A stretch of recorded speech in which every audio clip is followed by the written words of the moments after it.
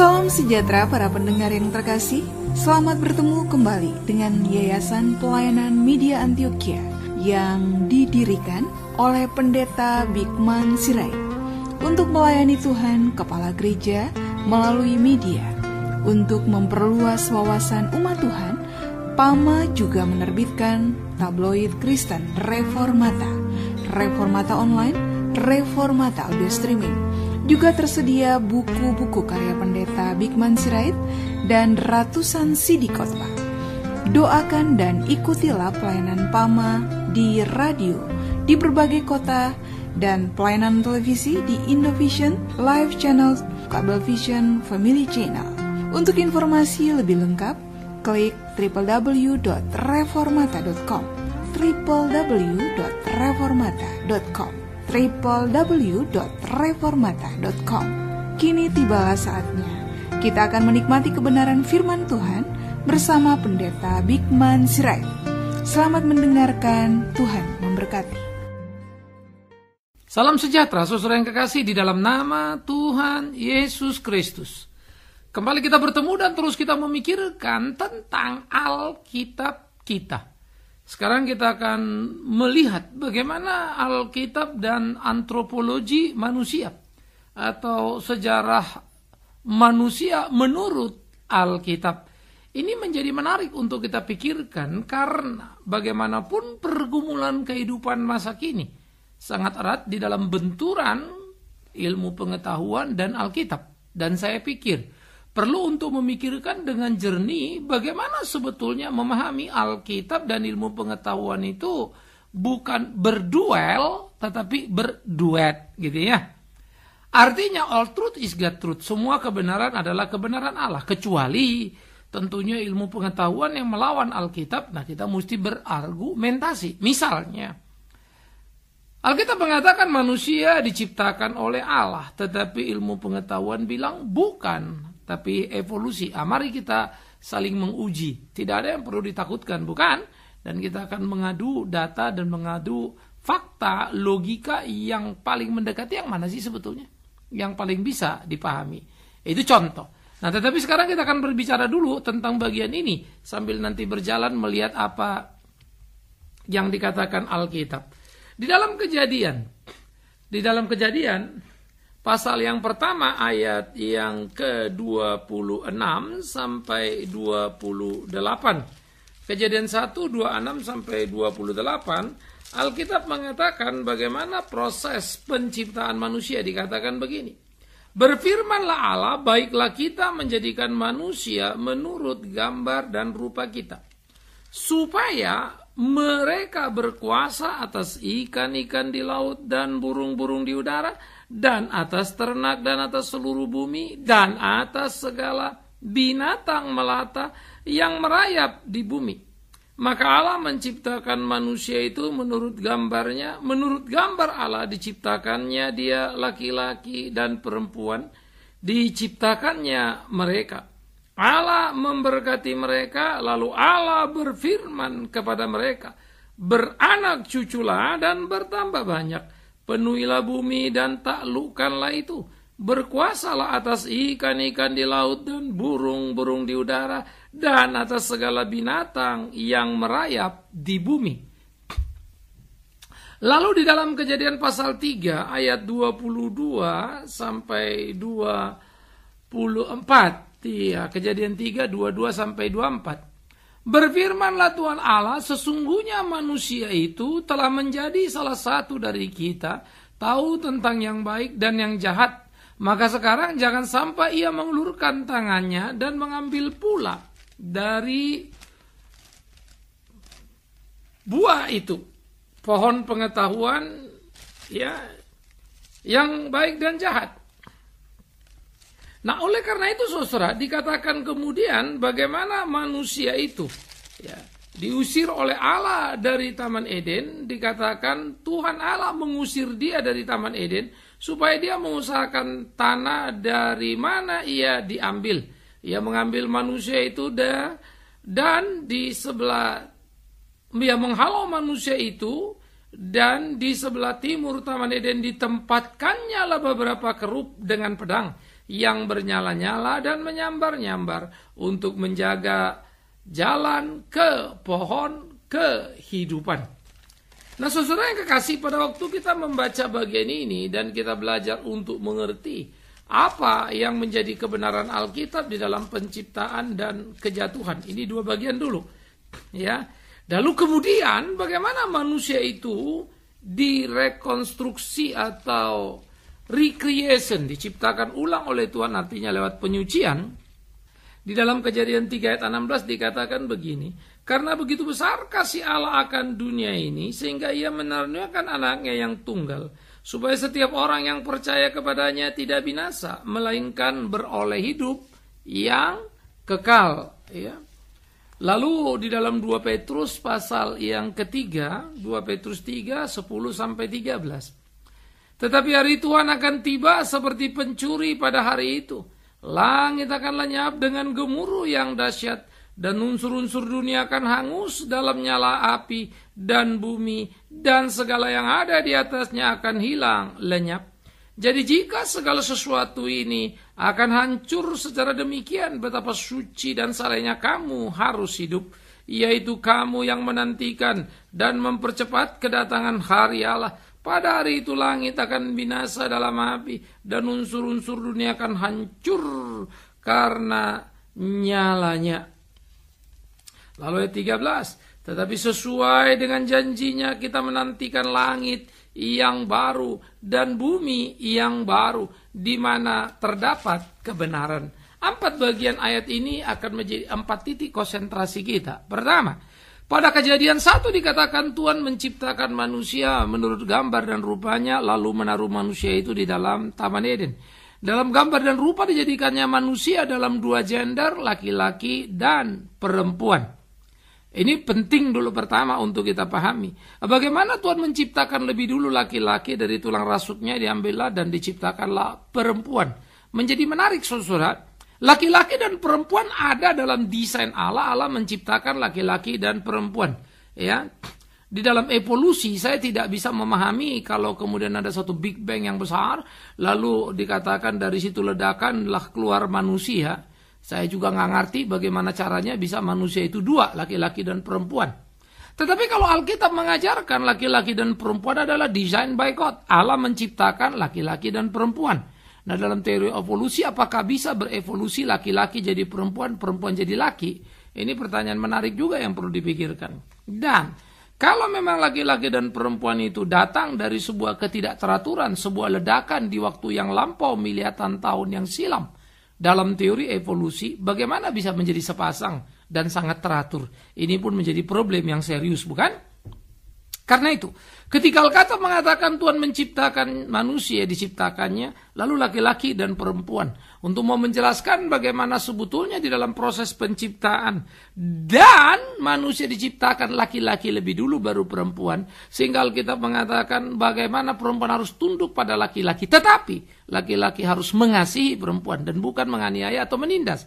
Jadi Alkitab melawan diskriminasi, tapi Alkitab juga tidak sejalan dengan emansipasi. Alkitab mengandung ajaran yang sangat luar biasa. Partisipasi 2 orang terlibat secara penuh, mengasihi, menghormati. Di dalam kasih ada hormat, dalam hormat ada kasih. Itu luar biasa hubungan suami istri. Sehingga di dalam proses ini, manusia diciptakan segambar serupa dengan Allah. Bukan hanya itu, tetapi Alkitab menggambarkan bagaimana manusia yang diciptakan segambar dan serupa dengan Allah, dibuat dalam laki-laki dan perempuan itu menjadi manusia yang sepasang dan bisa menyatu. Ini menjadi menarik, bukan sepasang artinya Tuhan bilang begini, tidak baik laki-laki itu seorang diri baru menciptakan seorang perempuan. Tetapi bukan karena Tuhan bingung, ya Allah bingung dengan hakikat yang ada, melainkan ya untuk menjelaskan kepada kita kenapa ada 2 atau ada sepasang. Karena memang manusia diciptakan sebagai makhluk berpasangan yang kemudian bertumbuh berkembang biak, disebutlah dari individu menjadi keluarga, menjadi masyarakat. Ya, lingkungan, tingkat RT, RW, kelurahan dan kota, kemudian negara, kemudian dunia dan seterusnya, kan begitu. Nah, manusia ini diciptakan laki-laki dan perempuan itu menjadi sepasang. Menjadi menarik pada azas memahami hakikat keperbedaan baik di dalam struktur tubuhnya, ya, jenis kelaminnya, kemudian orientasi berpikirnya, itu ada keunikan laki-laki dan perempuan. Ya, bukan sebuah kebetulan, karena perbedaan laki-laki dan perempuan adalah kesempurnaan kesatuan. Artinya apa? Saling melengkapi. Laki-laki itu cenderung objektif, perempuan itu subjektif. Laki-laki itu jenis kelamin laki-laki, ya perempuan tentu jenis kelamin perempuan. Yang laki-laki itu logik kuat tadi, yang perempuan bermain dengan rasa misalnya kan.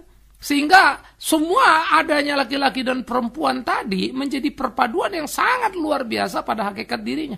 Maka kesempurnaan suami istri adalah kesatian, kesejiwaannya, kesatuannya. Nah ini menarik, tidak ada ajaran ini yang akan saudara temukan dalam evolusi, hakikat penciptaan manusia dan argumentasi kenapa evolusi terjadi. Karena mengapa? Karena evolusi dipahami kan kemudian. Ya, dipahami kemudian, ingat itu sebagai proses pertumbuhan perkembangan ilmu pengetahuan. Dan ilmu coba menjelajah tentang segala sesuatu apa di luar diri manusia. Celakanya, manusia si penemu ilmu, manusia pula menjadi Tuhan, si penentu segala sesuatu. Padahal manusia itu hanya ada pada satu periode tok. Ya, nah mungkin saudara akan bilang, Musa kan juga satu periode penulis Kejadian, begitu bukan? Tetapi lihatlah dan ujilah tulisannya. Ya, bahwa dia memang satu periode, tapi kebenaran yang Alkitab berikan, yaitu Roh memberikan kepada Musa, bukan berdasarkan kapasitas seorang Musa. Tapi Roh memampukan Musa untuk menuliskan apa yang ingin dikatakan oleh Roh Tuhan itu. Nah inilah saya pikir yang menjadi argumentasi penting kita. Nah mungkin akan orang bilang, karena seperti apa Roh Allah itu kan begitu. Baik, tentu saja setiap orang berhak meragukannya.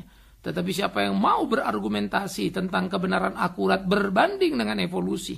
Alkitab mengatakan manusia diciptakan sepasang, menyatu dalam keperbedaannya, sehingga perbedaan justru adalah potensi kesatuan yang perfect, yang sempurna. Nah itu manusia laki-laki dan perempuan. Tidak diskriminasi, tidak emansipasi, tapi partisipasi. Betapa luar biasanya. Menyatu. Yang kedua, saudara-saudara, di dalam kesempurnaan itu, manusia jatuh ke dalam dosa. Kejatuhan manusia ke dalam dosa adalah karena ingin sama dengan Allah. Ya, dan dunia modern sekarang di mana sains berkembang, orang sangat bergairah terhali terhadap keinginan sama dengan Allah. Ya, sehingga dia mampu untuk merumuskan bagaimana sebetulnya manusia diciptakan dan perkembangan berikutnya. Kenapa? Karena manusia menganggap dirinya Allah. Jadi Alkitab bilang apa? Tepat sekali. Sampai sekarang dan dunia tidak bisa membantah kebenaran Alkitab itu. Selera gairah manusia sejak jatuh dalam dosa ya tetap sama. Pengen jadi sama dengan Allah. Ya. Nah ini yang harus kita pahami. Bagaimana kemudian kejatuhan ke dalam dosa membuat manusia dikatakan diusir dari Taman Eden itu. Mereka diusir ke sana supaya tidak memakan buah pengetahuan baik dan jahat. Artinya kalau dia memakan itu dia akan hidup dalam kejahatan itu. Ya. Nah kalau hidup dalam kejahatan sebetulnya apa yang terjadi? Manusia itu sebetulnya rawan setengah mati, bahaya. Dia akan jadi setan yang tidak mati-mati tapi hidup dalam dosa. Dan akan dibuang ke neraka kekal. Nah oleh karena itu ketika manusia diusir itu adalah tindakan penyelamatan yang sangat luar biasa oleh Allah. Menarik sekali bukan? Cinta kasihnya memang sudah dinyatakannya. Di dalam Kejadian 3 ayat 15 dia mau selamatkan manusia, dia mau tolong manusia. Nah oleh karena itu Kejadian 3:15 direalisasikan dengan mengusir manusia dari taman itu. Supaya jangan makan buah pengetahuan baik jahat itu sehingga mereka kekal hidupnya dalam kejahatan. Tidak akan mati-mati, artinya juga tidak akan ditebus. Seperti malaikat yang berdosa tidak ditebus. Logikanya sangat kuat sekali. Sehingga dengan demikian manusia harus menanggung akibat keberdosaan, mati dalam kehidupannya. Tetapi berpeluang menerima kasih karunia Allah. Dalam kedaulatan Allah, Allah menyelamatkan manusia. Nah, kejatuhan ke dalam dosa menggambarkan kepada kita terjadinya hiruk pikuk kekacauan karena terjadinya kesalahan pada sistem nilai yang dianut manusia. Manusia di hidup saling mengasihi, kemudian jatuh dalam dosa, saling mengeksploitasi, saling menguasai, begitu ya. Dari mengasihi, menguasai. Dari suruh mengelola alam, jadi mengeksploitasi alam, kan begitu kan. Kekacauan-kekacauan itu terjadi dan merentet kemana-mana. Hubungan di mana manusia menjadi penguasa atas alam semesta, atas binatang dan tumbuh-tumbuhan berubah menjadi permusuhan abadi. Nah, ini menjadi mengerikan saudara-saudara yang kekasih, bagaimana pertikaian itu terjadi. Mungkin penyayang binatang bilang gini, ngaco, tidak, kita sayang dengan binatang. Iya betul, semua juga kita bisa menjadi penyayang binatang, siapa bilang tidak? Ya. Tetapi ketika Anda ada di hutan, ya, ketika binatang liar datang dan menerkam, itu yang akan terjadi. Tapi kalau binatang dipiara kita jinakkan dengan kemampuan kita, iya bisa. Tapi sejinak-jinaknya macan, habitat aslinya nggak pernah hilang. Karena itu, kalau ada darah, dia bisa kembali ke habitat asli dan mencabik saudara. Itu juga biasa. Karena memang itu naturnya. Nah, jadi kita bisa merubah satu situasi, tetapi bukan perubahan yang abadi atau esensi yang seutuhnya. Kita nggak bisa membuat singa kehilangan kesingaannya. Ya, tetap saja dia singa yang dilatih untuk jinak. Tetapi akan ada sesuatu yang bisa membuat dia kembali ke habitatnya. Nah, ini cuma menjadi sebuah fenomena, bukan? Tetapi permusuhan itulah permusuhan. Nah, oleh karena itu saya tidak sedang bilang mari membunuh binatang, jahat sekali. Ya, saya sayang dengan binatang. Ya, dulu waktu kecil saya banyak di rumah itu ada pelihara anjing, ya. Kita juga ada pelihara burung. Waktu saja yang membuat tidak lagi cukup untuk mengatur semuanya itu, untuk mengurus semuanya. Dan saya nggak mau kalau ada kemudian kita nggak bisa urus, kasihan kan. Nah, tapi di dalam bagian itu jangan lupa secara hakikat esensial permusuhan telah terjadi dengan binatang itu. Nah, jadi saudara-saudara yang kekasih, itulah manusia jatuh dalam dosa sehingga menimbulkan kekacauan dan sampai sekarang tidak terbantah. Manusia tidak pernah mengelola alam dengan baik. Negara maju sekalipun tetap mengeksploitasi. Cuma negara maju meneriakkan kepada negara tidak maju atau kurang negara berkembang supaya ini supaya itu, padahal dia yang memakai sebanyak-banyaknya hasil bumi dari negara berkembang. Ya, negara berkembang itu dipakai oleh negara-negara yang maju itu. Nah, ini kan kalau kita pikirkan menjadi pola hidup manusia. Tidak ada perhatian abadi dari manusia satu kepada yang satu, bangsa satu pada bangsa satu, yang ada mengeksploitasi. Saling memanfaatkan kepentingan, keuntungan yang dicari. Nah, itu pun tidak terbantah. Sehingga realita yang digambarkan Alkitab sejak jatuh ke dalam dosa, manusia menjadi sangat teoposentris, berorientasi pada diri. Sangat cinta diri. Itu benar sekali. Makin hari manusia makin parah, makin rusak untuk urusan itu. Nah, inilah menjadi satu kebenaran yang tidak bisa dibantah. Yang harus dipahami bersama-sama. Nah, kemudian di dalam Yohanes 3 ayat 16 yang kita baca tadi dikatakan karena begitu besar kasih Allah, maka diberikan anaknya yang tunggal Yesus Kristus Tuhan itu. Mati menebus dosa kita. Nah, karena itu, saudara-saudara yang kekasih, ya, Paulus, Yohanes, semua murid yang menyebut Allah itu dengan sebutan bahasa Yunani Theos atau Allah, ya, maka Theos itu Allah itu memberikan anaknya yang tunggal Yesus Kristus itu sebagai korban untuk menyelamatkan dosa kita orang berdosa. Ini menjadi menarik, saudara. Ya, bagaimana kemudian Allah itu berkorban untuk memberikan anaknya dan anaknya itu berkorban sehingga dia menjadi substitusi terhadap penghukuman atas dosa manusia. Maka sejarah manusia diciptakan dan kejatuhan ke dalam dosa kini diwarnai dengan sejarah keselamatan oleh Yesus Kristus. Yesuslah yang menyelamatkan manusia berdosa itu, yang mengembalikan manusia kepada harapan sejatinya, hidup yang kekal. Yang mengembalikan pada manusia kepada citra semula dari rancang agung yang sempurna, dari Allah yang sempurna. Hidup kekal. Ada yang bilang kalau Allah itu sempurna, kenapa ciptakan manusia tidak sempurna? Salah, Allah ciptakan manusia sempurna. Lalu ada yang bilang kalau manusia itu sempurna, kenapa dia bisa jatuh dalam dosa? Bodoh sekali kalau dia tidak bisa jatuh dalam dosa. Kesempurnaan manusia ada dalam keterbatasannya, bukan ketidakterbatasannya. Kalau tidak terbatas itu namanya Tuhan, bukan manusia. Ini logika ini kan perlu jelas dulu. Jernih, Alkitab itu mengagumkan. Ya. Sehingga banyak sekali sebetulnya pertanyaan-pertanyaan yang aneh, yang tidak layak untuk dipertanyakan. Karena melawan sistem nilai yang ada. Nah, inilah kemudian kejatuhan manusia ke dalam dosa itu. Sehingga tahulah kita kekisruhan kerusuhan sekaligus penebusan oleh Kristus. Jelaslah bagi kita bagaimana manusia itu sudah ditebus oleh Kristus. Akan kemana hidup manusia? Alkitab menceritakan, Alkitab mengajarkan. Manusia ini akan hidup kalau dia hidup dalam kebenaran sebagai anak Allah. Dia harus menyangkal dirinya, memikul salibnya, mengikut Yesus Kristus Tuhannya. Maka dikatakan dia akan mendapatkan langit baru, ya, bumi baru, yaitu surga mulia itu, bukan? Maka di surga mulia itulah kita akan tinggal bersama-sama dalam kesukaan yang tak terbilang, kesukaan yang luar biasa. Di mana Tuhan menjadi Allah kita yang hidup, Bapa kita yang sejati, yang abadi. Di mana kita tinggal bersama-sama dengan Dia dalam kesukaan yang tak terbilang. Jadi kalau kita ngelihat dalam perjalanan kehidupan manusia itu sangat jelas. Dalam garis linear itu misalnya orang jatuh dalam dosa kemudian ditebus. Ada titik-titik sepertinya balik begitu kan. Tetapi bukan balik. Dia bergerak pada titik yang berbeda, titik yang maju. Tetapi peristiwa atau konten peristiwa yang mirip. Karena tidak ada peristiwa yang mirip sama sekali, bukan? Hari ini saya makan, kemarin saya makan, besok saya makan. Tapi makan kemarin, hari ini sama besok beda itu.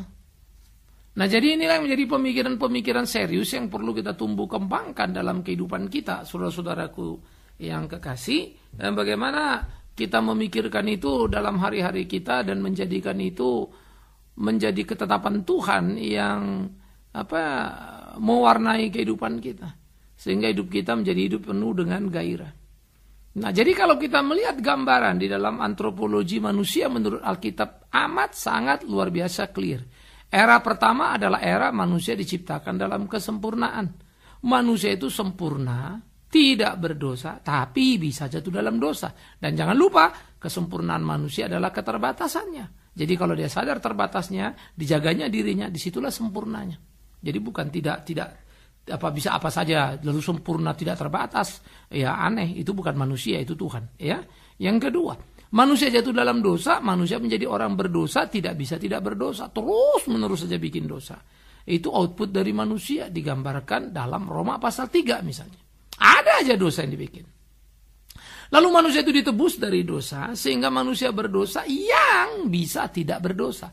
Nah, ini menjadi kompetisi bisnis orang Kristen. Bagaimana hidup benar, bagaimana hidup yang baik, kan gitu yang sesuai dengan perintah Tuhan. Nah inilah bisnis kita, disitulah kita hidup. Jadi jangan hanya berkelahi dengan omongan, tetapi belajarlah berkelahi dengan perbuatan.